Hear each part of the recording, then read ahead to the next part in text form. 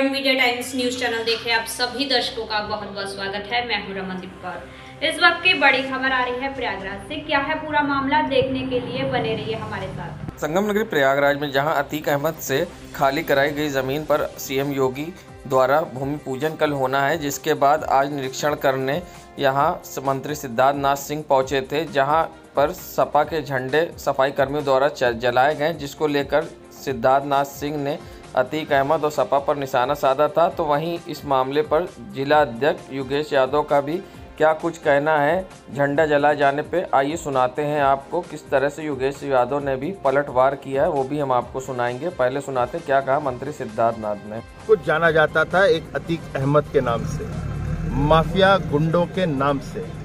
यहाँ पर आज तो आप जमीन लेवल देख रहे हैं। मैं जब हम लोग यहाँ आए थे 3 दिन पहले, तो यहाँ पे कम से कम 5000 झंडे समाजवादी पार्टी के पड़े हुए थे।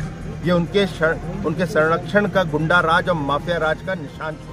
नहीं, झंडे जलाए गए तो सीधे सीधे क्या नाम से इसके खिलाफ कानूनी कार्रवाई करी जानी चाहिए। मुझे अभी संज्ञान में आया, मैं कल इस पे अभी जाकर के एसएसपी साहब से बात भी करूंगा। नंबर 1। नंबर 2, जो झंडे जलाए गए ये भाजपा के कार्यकर्ताओं द्वारा मंगा करके झंडे जलाए गए हैं, और ये दिखाने के लिए, साबित करने के लिए कि अतीक अहमद वाली जो जमीन है, जो फलानी जमीन है, उस जमीन में कब्जे के समय वो झंडे थे। वहाँ पे जमीन पड़ी हुई है, जमीन में झंडे कहाँ थे? कॉमन सेंस से आप सोचिए, आप भी गए थे मौके पे, देखे, मैंने भी वीडियो देखी उसकी। वो खुले में जब वो झंडे कहाँ पड़े हुए थे, अब खुले में अगर झंडे पड़े थे, और अतीक अहमद का भी मामला मान भी लेता हूँ 2 मिनट के लिए, तो 7 साल में झंडे तो सड़ जाएंगे ना। कोई भी झंडे होंगे सड़ जाएंगे। तो झंडा मिला कहाँ से? और जो जिस तरह झंडे आप देख रहे हैं वीडियो में, देखिए एकदम फ्रेश झंडे लग रहे हैं, जैसे तुरंत बाजार से लाया गया झंडा है। बदनाम करने के लिए टोटल कॉन्स्पिरेसी है ये, तो टोटल बीजेपी के लोग। और ये सिद्धार्थ नाथ जी बड़बड़ बोल रहे हैं ना, पूरे जितने विधायक है सबसे ज्यादा हालत इन्हीं खराब है शहर पश्चिमी में। किताब से पढ़ने का नया तरीका अब भारत में आ गया है। ज़रा सोचिए, एक ऐसा पेन जो आपको किताब पढ़कर सुनाए, जिस शब्द पर आप उसे रख दें वे उसे बोलकर सुना दे। जी हाँ, ऐसा पेन क्यों को क्या कहेंगे आप? बोलने वाला पेन आईपैड और किंडल जैसे ई बुक रीडर के दौर में ये थोड़ा अजीब सा लगता है, लेकिन टेक्नोलॉजी की दुनिया में इसे मल्टीमीडिया प्रिंट रीडर MPR कहते हैं, जो प्रयागराज पुस्तक मेला में लोगों को खूब भा रहा है और बच्चों के लिए आकर्षण का केंद्र बना है। अपने आप में ये अनोखी पेन बच्चों को भा रही है, जिसकी कीमत 2000 से लेकर 7000 रुपये तक है, और मेले में बच्चों को ये पसंद भी आ रहा है। आइए दिखाते हैं किस तरह से ये काम करता है। और It features this sign tells you that 2 lanes of traffic going in the same direction will soon merge into 1 lane. बहुत अच्छा लगा। क्या है इसमें? पेन है, टॉपिंग पेन बहुत अच्छी है, जहाँ पे भी उसे रखता है वो बोलती है अच्छा लगता है। सर, ये पेन 2 to 10 इयर्स के बच्चों के लिए है। ये हमारा ये पूरा चार्ट और बुक्स का कॉम्बो होता है, और फिर उसमें जो भी पिक्चर्स या फिर जो भी मटेरियल उसमें होगा, पेन को आप जहाँ पे भी ले जाएंगे उस पर, तो वो पेन रीड करेगा। तो बच्चे इसको बहुत इंटरेस्टिंग फाइंड करते हैं, और वो खेल खेल में चीज़ें इजीली सीख जाते हैं। जैसे बच्चे आजकल पूरा हर समय स्क्रीन के आगे रहते हैं, इधर मोबाइल और टीवी, तो बच्चे स्क्रीन से भी दूर हो गए थोड़ी देर, और खेल खेल में सीख भी लिया। सबसे बड़ा बेनिफिट ये है इसका। तो कितना रिस्पांस इसमें यहाँ पे मिल रहा है इस स्टॉल पे? सर, बहुत लाइक कर रहे हैं लोग इसको, कईयों ने ऑर्डर दिया है, बहुत से लोगों ने ऑर्डर दिया। सर हाँ, डिफरेंट एज ग्रुप्स के हिसाब से डिफरेंट जो है इनके वो होते हैं कॉम्बिनेशंस चार्ट्स और बुक्स के, तो अकॉर्डिंगली उनके प्राइस होते हैं। जो 2 to 5 इयर्स के बच्चों के लिए है वो हमारा 3999 का है, उस पर हम 15% डिस्काउंट ऑफ़र करते हैं। ये हमारा हाँ बुक फेयर के लिए स्पेशल ऑफ़र है, इतना डिस्काउंट। फिर बाद में ये 26 के बाद इतना डिस्काउंट नहीं अवेलेबल होगा। क्या इसका मतलब कि कैसे इसका चार्ज रिव्यू है कि किस तरीके की ये डिवाइस है? ये हाँ, जैसे हम मोबाइल चार्ज करते हैं वैसे ही हम ये पेन को भी चार्ज कर लेते हैं, और पेन ये 2 इयर्स की वारंटी के साथ आता है, और अगर पेन अगर आपका ख़राब भी हो जाता है तो फिर आपको अलग से पेन भी मिल जाएगा। हाँ, और ये पेन इन्हीं की बुक्स पे वर्क करेगा, ना कि आप कहिए कि कोई भी बुक पे ले जाइए और वो रीड करे, तो ऐसा नहीं है। जो इनके गो डिस्कवर के पैकेज में है बुक, वो वही उसी बुक में वर्क करेगा। और क्या इसकी मतलब एक चार्जिंग करने में क्या ड्यूरेशन है, कितनी देर ये चलता है, कितने देर ये रीड करता होगा, मतलब एक बार चार्ज? सर ये तो हमने एग्जैक्टली चेक नहीं किया, लेकिन हम लोग जैसे रात को लगा देते हैं, फिर दिन में बच्चा पूरा दिन आराम से यूज़ करता है, ऐसा कुछ नहीं है। मतलब हाँ, गुड नेम बताओ sir, my name is Naini Jain. संगम नगरी प्रयागराज में यीशु दरबार में क्रिसमस के उपलक्ष्य पर एक विशेष प्रार्थना का आयोजन किया गया, जिसमें शी आर्ट्स के कुलपति आरबी लाल ने सभा को संबोधित किया और लोगों को धर्म के प्रति जागरूक किया और प्रकाश डाला। साथ ही क्रिसमस के पर्व पर लोग प्रभु के गुण गाते दिखाई दिए और जय यीशु के नारे लगाते यहाँ लोग दिखाई दिए। आइए सुनाते हैं क्या कुछ कहा आरबी लाल ने। और हमारे प्रदेशवासियों के लिए, इलाहाबाद शहर के लिए यही प्रार्थना है कि सब के सब कोविड से बचे रहें। हम परमेश्वर का धन्यवाद करते हैं कि हमारे देश में टीकाकरण बड़ी सफलतापूर्वक हुआ है और हर एक देशवासी, हर एक यीशु दरबार के लोग अपना टीका लगवाएं और कोविड गाइडलाइन का पूरा पालन करें। आने वाले दिनों में, एक आध महीने की बात है, सब ठीक हो जाएगा। परमेश्वर की बड़ी दया होगी, हमारे देश पर बहुत दया है। अगर किसी को ईश्वर देखना है दुनिया में तो भारत में आ जाए। भारत की जनता उन्हें ईश्वर का ज्ञान दिखा देगी। एक आम आदमी, एक मामूली, एक मजदूर, एक रिक्शे वाला हमें बहुत कुछ सिखाता है, क्योंकि वो सब परमेश्वर की दया पर ही निर्भर हैं। हम सब परमेश्वर की दया पर निर्भर हैं और हमारा देश ईश्वर का भय मानने वाला देश है, मोस्ट रिलीजियस कंट्री है और इसलिए हम विश्वास करते हैं हमारे लोग पूरे तरीके से कानून का पालन करेंगे और हर देशवासी को पालन करना चाहिए, क्योंकि बाइबल में लिखा है अपने अधिकारियों के अधीन रहो। और जो भी अधिकार है पृथ्वी पर, जो गवर्नमेंट को दिए जाते हैं, वो अधिकार ईश्वर की ओर से हैं। इन्हीं अधिकारों के अधीन हमें सारे कार्यक्रमों को करना चाहिए। जहां ओमिक्रॉन ने भारत में दस्तक दे दी है, जिसके बाद फिर से अब सोने चांदी की मार्केट पे भी ओमिक्रॉन और कोरोना का असर दिखने लगा है। वहीं सर्राफा व्यापारी एसोसिएशन के अध्यक्ष का कहना है कि जब से गाइडलाइन आई है अब लोगों में भय का माहौल है और वैसे भी कोरोना का असर सोने और चांदी पर है, और जिसके वजह से बाज़ार बहुत दाम तो बढ़े हैं मगर उसके बावजूद बिक्री नहीं है। कहना था कि सोना जहां 49,300 तो चांदी 63,300 रुपये है। वहीं अब लगातार बाज़ार में गिरावट भी आ रही है बिक्री में, जिसको देखते हुए अब लोगों में परेशानी का माहौल भी है। आइए सुनाते हैं क्या कहना है। देखिए, जिस समय से सरकार की गाइडलाइन आई है उस समय से बाज़ार से जैसे कस्टमर बिल्कुल गायब हो गया है। रहा सवाल चांदी सोने के भाव का, तो भाव तो वैसे ही चल रहा है, लेकिन मार्केट में कस्टमर बिल्कुल भी नहीं है। सोने का भाव चल रहा है 49,300 और चांदी ग्रेड चल रहा है 63,300 का भाव चल रहा है। लेकिन हम लोगों को अनुमान था कि अभी 14 जनवरी के बाद से लगन शुरू होनी है, तो हम लोग अनुमान यही लगा रहे थे कि हम लोगों की बिक्री बढ़ेगी।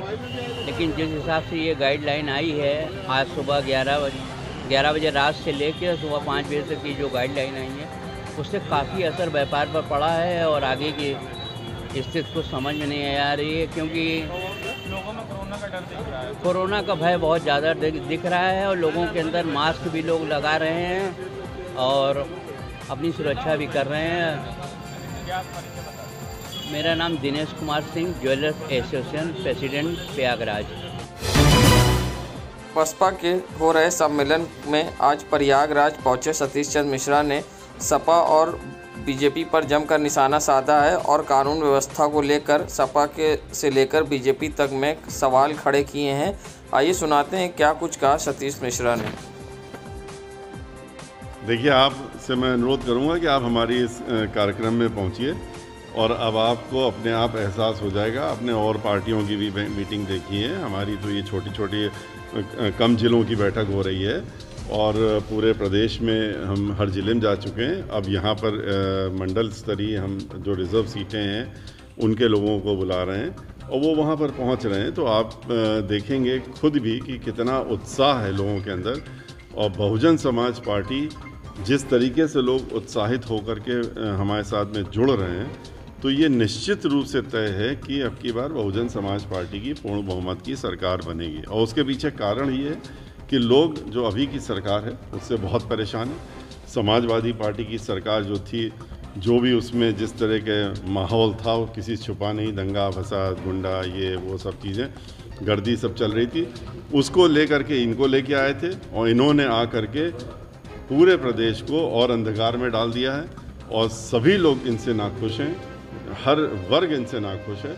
और इसीलिए आज फिर से बहन मायावती जी का जो कानून के लॉ एंड ऑर्डर था उसको याद करते हुए, उन्होंने जो विकास किया था उसको याद करते हुए, उन्होंने जो रोजगार दिए थे उसको ध्यान में रखते हुए, महिलाओं को सुरक्षा दी थी उसको आज बहुजन समाज पार्टी के साथ लोग जुड़े।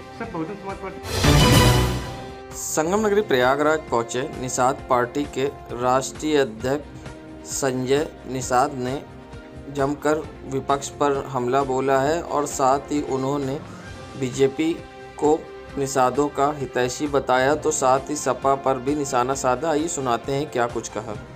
संसद भवन मार्ग के सामने कसम खाए थे और एक सोए हुए कौम को जगाया था। हम उस ऐसे कौम को जगा रहा हूँ कि जो कभी ये देश को कभी यहाँ गंगा राम को पार उतारे थे और मुगलों और अंग्रेजों को इस देश के राष्ट्र के भक्त होने के नाते उन्हें मौत के घाट भी उतारा था। देश को आज़ाद कराने के बाद एक गहरी निद्रा में सो गया और इनको पिछली सरकारों ने सोने के साथ साथ बेहोश भी कर दिया। इनके धन, शिक्षा, नौकरी, 2 जून की रोटी, कपड़े, मकान, ज्ञान सब छीन लिया और छीनने के बाद ये बेचारे पॉलिटिकली बेहोश हो गए। 15 दिन बचता था तो इनके ऊपर पौआ का पिला के इनके वोट लिए जाते, झुआ भर वोट को। कभी झोरे झोरे में बांट दिया, केवट का नेता पैदा कर दिया, मल्ला बिन कश्यप कहा का। मैंने इन्हें जगाने में कामयाब हो गया और जगाने के बाद मैं 2014 में चुनाव लड़ा। 2017 में आपने देखा होगा ऐतिहासिक रूप से जो 30 साल की सरकारें थी यहाँ हाथी और साइकिल की, उन्हें हटाने में ये मछुआ समुदाय कामयाब हो गया। एक 17 फरवरी 2014 को मैंने रैली की थी, उसमें कांग्रेस और हाथी तो साफ हो गई और सपा हाफ हो गई और भाजपा माफ हो गई, चूंकि उसकी सरकार नहीं थी। 2018 में मैं शक्ति दिखाया, 2019 में मैं मोदी के साथ आया, बड़ा गठबंधन था। आपने देखा होगा सपा और बसपा का बड़ा गठबंधन था। उन लोगों ने, हम उससे पहले हम उनके साथ थे, लेकिन उन लोगों ने हमें मारने के चक्कर में अपने मरना स्वीकार किया, मोदी के साथ आया।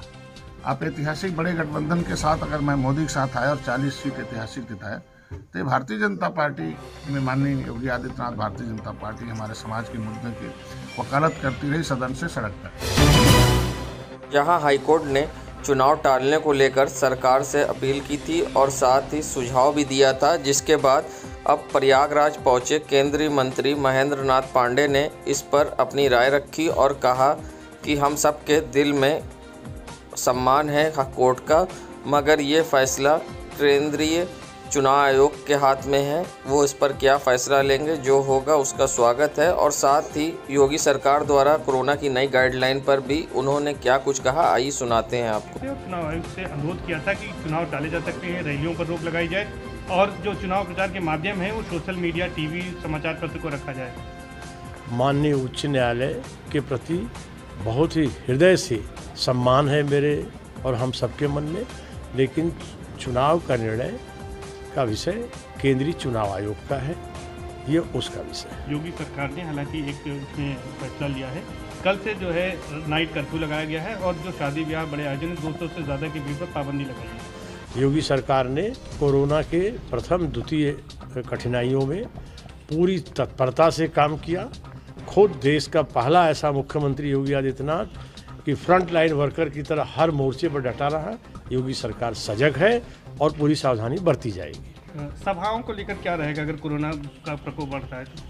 अब मैंने कहा ना कि पूरी सावधानी बरती जाएगी और योगी सरकार ने जैसे यह निर्णय लिया वैसे इन सब विषयों का निर्णय आगे उच्च स्तर पर लोग विचार करेंगे। ओमिक्रॉन की दस्तक के बाद योगी सरकार द्वारा नाइट कर्फ्यू का ऐलान किया गया है, जो आज से लागू होना है, जिसको लेकर करेली क्षेत्र में करेली थाना अध्यक्ष द्वारा लोगों को सड़क पर जागरूक किया गया, मास्क लगाने के लिए प्रेरित किया गया। साथ ही रात 11 से सुबह 5 बजे तक घर के अंदर रहने की भी लोगों को सलाह दी। आइए सुनाते हैं क्या कुछ कहा। दूरी बनाए रखें, हाथ सैनिटाइजर से बाहर धोएं। यह बीमारी दोबारा आ चुकी है। भारत में कोरोना के नए वेरिएंट ओमिक्रॉन ने दस्तक दे दी है, जिसके बाद भी लोग अब जागरूक नहीं हैं और लोगों के चेहरे पे मास्क नहीं। आप देख सकते हैं बसों में किस तरह से लोग भर कर सवार कर रहे हैं, मगर जिम्मेदारों को इसकी परवाह नहीं है। नियम कानून का खुलेआम उल्लंघन हो रहा है और कोविड गाइडलाइन की जमकर धज्जियां उड़ाई जा रही है, मगर जिम्मेदारों को इसकी परवाह नहीं है। अगर यही हाल रहा तो प्रयागराज फिर से एक बार कोरोना की चपेट में होगा, मगर बस पर जिस तरह से लोग बिना मास्क के सफर कर रहे हैं, इस पर अब किस तरह से कार्रवाई होगी ये देखना होगा। नगरी प्रयागराज के ये सिविल लाइन बस स्टैंड के बाहर का नज़ारा, जहां आप देख सकते हैं डग्गा मार वाहनों के कारण किस तरह से जाम लगता है और आने जाने वाले लोगों को परेशानी का सामना करना पड़ता है। और सबसे बड़ी बात, ये डग्गा मार वाहन बिना नंबर के सड़क पर दौड़ रहे हैं, मगर जिम्मेदारों को परवाह नहीं है। आप देख सकते हैं किस तरह से नियमों का उल्लंघन हो रहा है और यातायात नियमों का उल्लंघन भी हो रहा है और साथ ही परिवहन विभाग को लाखों का चूना भी लगा रहे हैं, मगर जिम्मेदारों को परवाह नहीं है और किस तरह से सड़क पर दौड़ रहे हैं डग्गा मार वाहन, जिससे लगता रोज़ लंबा जाम। संगम नगरी प्रयागराज जहां अब ओमिक्रॉन ने दस्तक दी है, तो नगर निगम ने भी कमर कस ली है और वहीं अब ओमिक्रॉन से बचाव के लिए नगर निगम द्वारा सड़कों पर सैनिटाइज कराया गया। तो वहीं आज जीरो रोड बस स्टैंड पर भी नगर निगम द्वारा सड़कों को सैनिटाइज कराया गया और ओमिक्रॉन को देखते हुए अब नगर निगम द्वारा सैनिटाइज कराना शुरू कर दिया गया है, जिसको लेकर अब जिम्मेदारों ने कमर कसी है। मगर वहीं अब लोगों को ध्यान देना होगा कि ओमिक्रॉन की दस्तक के बाद अब गाइडलाइन का पालन करें। संगम नगरी प्रयागराज जहां मंत्री नंदी महापौर अभिलाषा के नेतृत्व में नैनी मंडल जन विश्वास यात्रा का आयोजन किया गया, जिसमें जिला अध्यक्ष गणेश केसरवानी संग मंत्री नंदी महापौर अभिलाषा ने रैली निकाली और अपनी शक्ति प्रदर्शन किया। मगर जहां एक और योगी सरकार द्वारा कोविड गाइडलाइन को लेकर अब नाइट कर्फ्यू का ऐलान किया जा रहा है, तो दूसरी तरफ जिम्मेदारों द्वारा लोगों की सुरक्षा से खिलवाड़ किया जा रहा है। इस रैली में ना ही सोशल डिस्टेंसिंग थी, ना कोविड गाइडलाइन का कोई पालन, ना चेहरे पे मास्क। चुनाव आते ही जैसे कोरोना गाइडलाइन ख़त्म हो गई हो और कोरोना मानो कुछ हो ही नहीं, जबकि ओमिक्रॉन के नए कोरोना के वेरिएंट ने दस्तक दे दी है और खतरा सर पर मंडरा रहा है, उसके बावजूद जिम्मेदारों द्वारा लापरवाही की गई। संगम नगरी प्रयागराज में ये नज़ारा है एंग्लो बंगाली में लगी बुक फेयर का, जहाँ पर आप देख सकते हैं ज़्यादातर दुकानदार खुद बिना मास्क के हैं और ना ही इनमें कोरोना का खौफ है। जहाँ ओमिक्रॉन ने भारत में दस्तक दे दी है, उसके बाद इस तरह की लापरवाही, जहाँ सरकार ने गाइडलाइन भी जारी कर दी, रात 11 से सुबह 5 बजे तक नाइट कर्फ्यू का ऐलान किया, उसके बावजूद लोग कोविड गाइडलाइन का पालन नहीं कर रहे हैं। ना चेहरे पे मास्क है, ना सोशल डिस्टेंसिंग। कोविड गाइडलाइन का होता उल्लंघन, जिम्मेदार बने अनजान।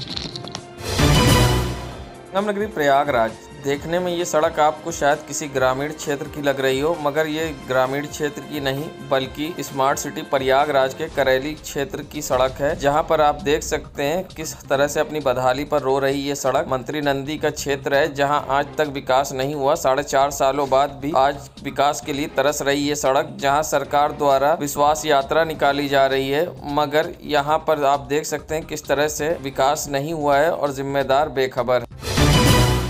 संगम नगरी प्रयागराज में सामाजिक सेवा संस्थान की डॉक्टर रश्मि शुक्ला द्वारा आज सेंटा क्लॉज बनकर क्रिसमस पर बच्चों में बांटी गई खुशियां और साथ ही बच्चों को तोहफे भी बांटे गए। आइए सुनाते हैं इस मौके पर क्या कहना था डॉक्टर रश्मि शुक्ला का, किस तरह से बांटी खुशियां। मैं डॉक्टर रश्मि शुक्ला सामाजिक सेवा संस्थान से अध्यक्ष में सबको merry Christmas happy new year की।